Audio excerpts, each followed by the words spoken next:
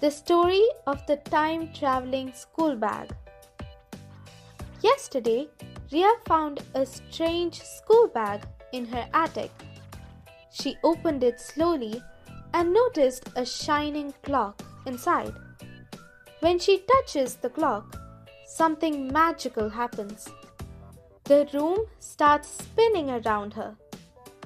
Suddenly, she is standing in her classroom, but it is 10 years in the future. Her friends are writing on transparent screens.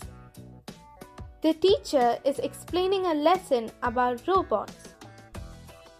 Ria feels surprised and excited. "I will tell everyone about this," she says. In a flash, she returns home.